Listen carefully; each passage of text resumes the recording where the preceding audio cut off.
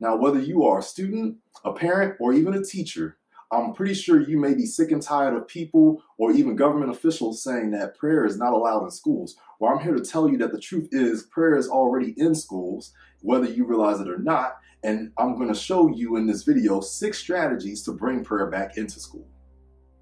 So again, welcome to my channel, You'll Be Blessed Education. I'm You'll Be Blessed, and I'm a teacher in the Philadelphia School District.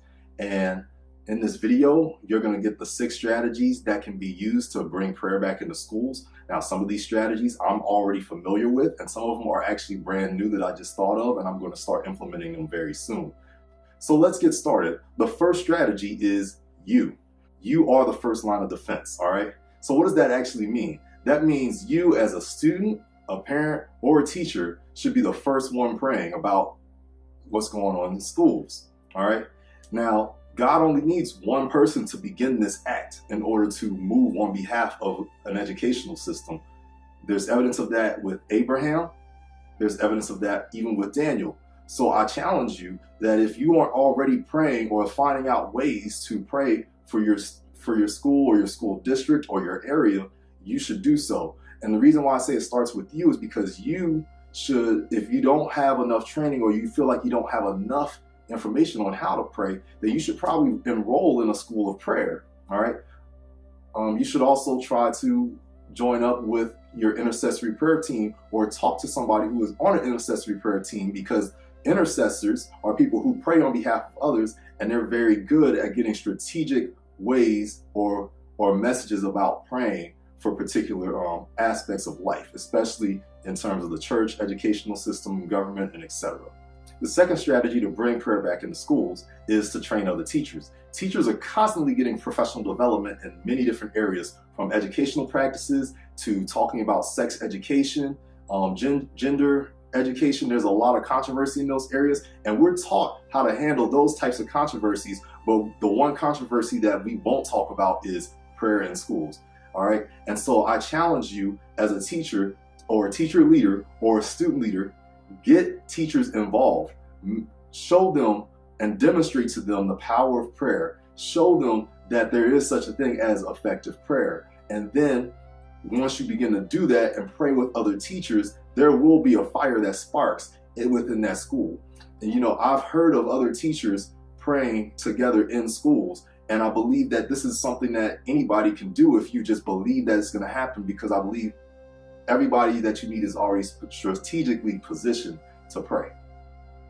The third strategy for getting prayer back in schools is to simply just get students involved with a club. Start a club. When I was in high school, there was a Christian club that I was not a part of, but now that I've grown, I'm appreciative of the fact that there was a dedicated group of students who met every Wednesday at 7 o'clock in the morning at the flagpole in the center of our school and prayed on a weekly basis. All right. And so you should try to establish that in your school as well, whether you're a student, teacher, or even a parent. All right.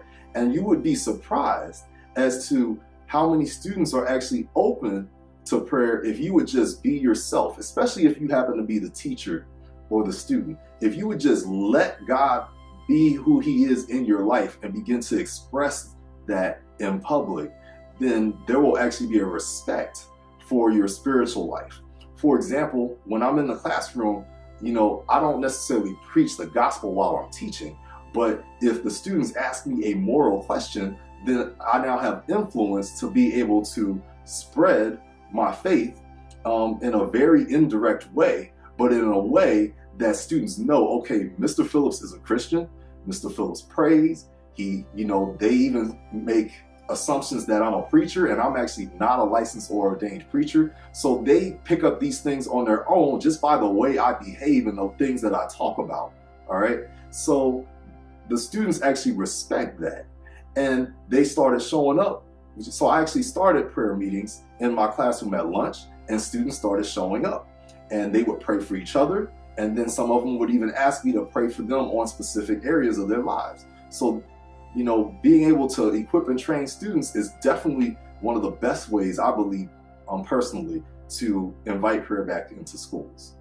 The fourth strategy for getting prayer back into schools is to actually train and teach parents, inform parents on how to pray for their kids, inform parents on how to pray with other parents, okay?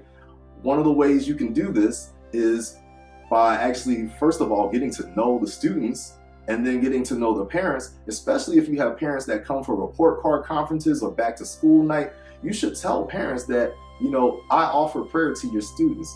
I pray for your students. I try to learn who your students are. And the thing is about teachers, whether or not you believe in prayer or not, true teachers have this gift of being able to discern the underlying issues that are going on in students' hearts. All right, so we can develop strategies about how we help other students, and it's our job to inform parents of those strategies. And so I believe prayer should be included in that, especially if you're really looking to walk out your Christian life and bring prayer back into schools. And even if you're a parent, you should encourage teachers to tell you what's going on with your student. All right, find out what's going on, and then even team up with somebody another intercessor, okay? Get an intercessor to pray about some of the specific needs of your children. The fifth strategy for bringing prayer back into schools is actually just simply a prayer request card, all right?